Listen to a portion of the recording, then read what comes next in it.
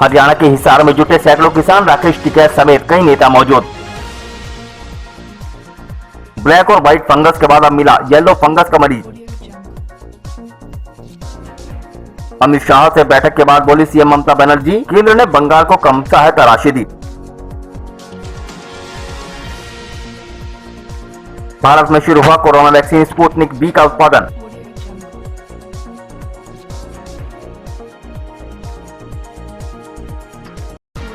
हरियाणा के हिसार में किसान आज प्रदर्शन कर रहे हैं। इस प्रदर्शन में भारतीय किसान यूनियन के राकेश टिकैत समेत कई नेता मौजूद हैं। ये किसान इस महीने हिसार में किसानों पर लाठीचार्ज करने वाले पुलिसकर्मियों के खिलाफ मामला दर्ज करने की मांग को लेकर प्रदर्शन कर रहे हैं। किसानों के प्रदर्शन से पहले किसान मोर्चा ने कहा था कि उसके सदस्य हरियाणा के मुख्यमंत्री मनोहर लाल खट्टर और इस महीने हिसार में किसानों पर हमला करने वाले पुलिसकर्मियों के खिलाफ मामला दर्ज करने की मांग को लेकर सोमवार को हिसार आयुक्त कार्यालय का घेराव करेंगे। बता दें कि हिसार पुलिस ने 16 मई को कोविड-19 अस्पताल का उद्घाटन करने आए खट्टर के आयोजन स्थल पर जाने से रोकने के लिए किसानों के एक समूह पर कथित रूप से लाठियां बरसाई थी और आंसू गैस के गोले छोड़े थे। किसानों ने दावा किया था कि लाठीचार्ज में 50 से ज्यादा किसान घायल हो गए थे।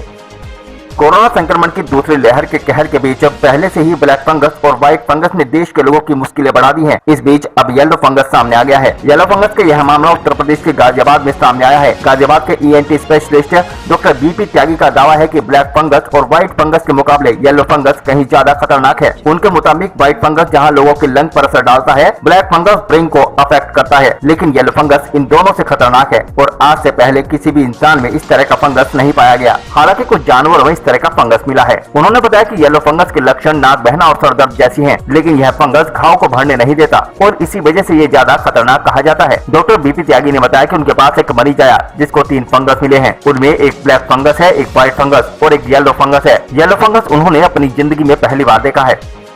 देश की बड़ी दवा निर्माता कंपनी पैनिसिया बायोटेक ने रशियन डायरेक्ट इन्वेस्टमेंट फंड के सहयोग से सोमवार से रूसी वैक्सीन स्पुतनिक वी का उत्पादन शुरू कर दिया है। आरडीआईएफ के एक बयान में कहा गया कि भारत की दवा निर्माता कंपनी पैनिसिया बायोटेक हर साल 10 करोड़ वैक्सीन डोज का उत्पादन करेगी। इसका व्यापक पैमाने पर उत्पादन गर्मी में शुरू हो जाएगा। पैनिसिया बायोटेक के बदिस्तर प्लांट में बना स्पुतनिक टीके के पहले बैच को गुणवत्ता आकलन के लिए रूस के गमालिया इंस्टीट्यूट भेजा गया। रूसी आरडीआईएफ के मुताबिक जल्द ही टीके का भारत में फुल स्केल उत्पादन शुरू हो जाएगा। आरडीआईएफ ने एक बयान में कहा, पैनिसिया बायोटेक की तरफ से तैयार की गई वैक्सीन की पहली खेप को क्वालिटी कंट्रोल्स के लिए स्पुतनिक वी को डेवलप करने वाले गामलिया मास्को इंस्टीट्यूट भेजा जाएगा।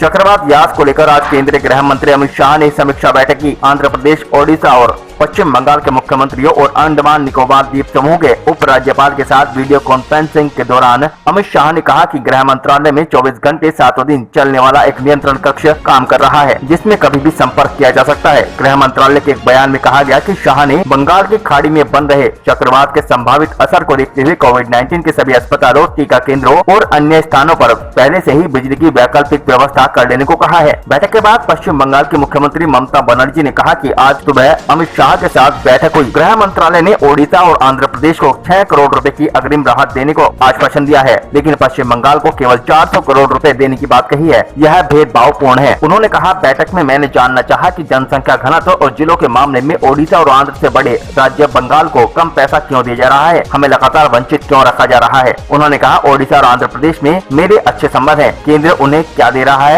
इससे मुझे कोई समस्या नहीं, लेकिन क्या आप उत्तर प्रदेश की तुलना पुडुचेरी से कर सकते हैं? यह जनसंख्या घनत्व, इतिहास, भूगोल और समस्याओं पर निर्भर है।